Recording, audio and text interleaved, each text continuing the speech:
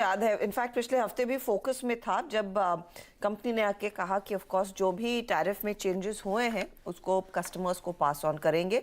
और कई सारी ब्रोकरेज रिपोर्ट्स वैसे भी कह रही हैं कि यहाँ पर वॉल्यूम ग्रोथ का फायदा इस साल आईजीएल को मिलता हुआ दिखाई देगा। तो ये है पिक। चलिए आपके लिए वो सारे टॉप कॉल्स मैं रिकैप कर देती हूँ। टारगेट स्टॉप लॉस आप नोट करिएगा। हमारे जानकारों ने ज्यादातर मार्केट के ट्रेंड को मंदी की तरफ ही पढ़ा है। गाबा साहब के साथ शुरुआत हुई। पहला ट्रेड पीएफसी शॉर्ट का 140 का टारगेट, 150 स्टॉप लॉस। फिर आया टाटा मोटर्स सचिदानंद उत्तेकर की तरफ से 410 और 400 तक टूट सकता है काउंटर, मंदी करें और 421 का स्टॉप लॉस लगाइए। एलटीआई माइंट्री पर 4690 के लिए एक बाय कॉल हालांकि दिया है आशीष बहेती ने और स्टॉप लॉस आपके सामने रहा। HDFC AMC पर एक सेल कॉल कविता जैन दे रही है। 1644 तक टूट सकता है, आगे 1580 भी टेस्ट होगा। 1720 स्टॉप लॉस है। अदानी पोर्ट भी शॉर्ट है। मानस ने कहा 620 के लिए आप मंदी करें, 651 आपके लिए स्टॉप लॉस का काम करेगा। JSPL पर एक और मंदी की राय, 510 के टारगेट के लिए शॉर्ट राजेश सातपुते का।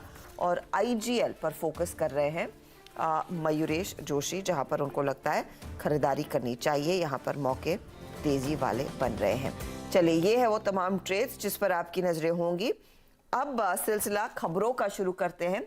स्टॉक्स न्यूज के लिए आपको स्क्रीन पर दिखाई देंगे सुमित गुड मॉर्निंग। शुरुआत फार्मा कंपनियों से। आज फार्मा का दिन, इनफैक्ट आज न्यूज़ फ्लोज काफ़ी ज़्यादा है। हफ्ते का पहला दिन है तो न्यूज़ फ्लोज थोड़े ज़्यादा हैं और उसमें फार्मा में सबसे ज़्यादा न्यूज़ फ्लोज हैं। तो शुरुआत करता हूँ सबसे पहले सन फार्मा, सबसे बड़ी फार्मा कंपनी के साथ। इनका एक सुबह अपडेट आया कि साइबर अटैक हुआ है इनके सिस्टम्स में। इसमें रैंसमवेयर ग्रुप ने इसकी जिम्मेदारी ली है और इस अटैक्स में कंपनी के सिस्टम रिलेटेड इशूज़ भी हैं और साथ साथ कंपनी का जो डेटा है वो भी कुछ चोरी होता हुआ दिखाई पड़ा, जिससे इनके बिजनेस ऑपरेशंस पे इम्पैक्ट आया है। कंपनी ने 2-3 चीज़ें और मेंशन की हैं कि इसके लिए उन्होंने साइबर एक्सपर्ट्स को, जो बेस्ट साइबर एक्सपर्ट्स हैं उनको हायर किया है और साथ ही साथ जो भी खर्चा होगा इस साइबर एक्सपर्ट का उसको कंपनी बियर करेगी। लेकिन वो लगातार इस रिलेटेड स्टफ के अंदर कामकाज कर रही है और बहुत हद तक बिजनेस पे इम्पैक्ट जो है उसको मिनिमाइज करने की कोशिश की जा रही है। इसके अलावा जाइडस लाइफ, जहां पर कंपनी ने US FDA ने कंपनी की अहमदाबाद इकाई की जांच पूरी की है। ये 20 से लेकर 24 मार्च के बीच में कंपनी की इकाई की जांच होते हुए दिखाई पड़ी है। 3 आपत्तियां कंपनी की इस प्लांट में मिले हैं। तो ये डेटा इंटीग्रेटेड से जुड़ी कोई भी नहीं है, लेकिन हाँ 3 आपत्तियां मिली हैं। तो जाइडस लाइफ थोड़ा सा नेगेटिव सेटबैक यहाँ पे आता हुआ दिखाई पड़ सकता है।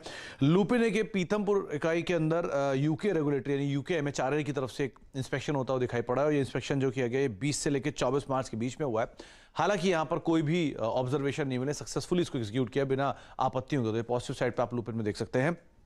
एलम्बिक फार्मा में US FDA ने खड़खड़ी जांच की, जो खड़खड़ी यूनिट है उसकी जांच पूरी की है। यहाँ पर इंस्पेक्शन जो है वो 16 से लेकर 24 मार्च के बीच में चला था और 2 आपत्तियां यहाँ पर आते हुए दिखाई पड़ी कि तो एलम्बिक फार्मा में नेगेटिव सेटबैक इसका शायद आता हुआ दिखाई पड़ेगा। मोरपेन लैब में US FDA ने बद्दी यूनिट के अंदर इनकी इंस्पेक्शन किया है और ये इंस्पेक्शन इनकी API यूनिट है, क्रूशियल यूनिट कंपनी के लिए मानी जाती है और इस यूनिट में क्लीन चिट कंपनी को मिली है। तो यहाँ पे पॉजिटिव साइड पे इसका इम्पैक्ट आता हुआ दिखाई पड़ेगा। तो ये तमाम फार्मास्यूटिकल कंपनियां, जिसमें कुछ में US FDA की जांच से पॉजिटिव इम्पैक्ट, इसमें लुपिन के अंदर, मोरपेन के अंदर और पॉजिटिव इम्पैक्ट रहेगा। वहीं जाइडस के अंदर और एलम्बिक के अंदर कुछ हद तक आपत्ति आते हुए दिखाई पड़ी तो उसका इम्पैक्ट रहेगा। तो ये फिलहाल कई सारे स्टॉक्स फार्मा साइड के सब पर नजरें नहीं होंगी, लेकिन ये जो नेगेटिव डेवलपमेंट सन फार्मा को लेकर आ रही है, एक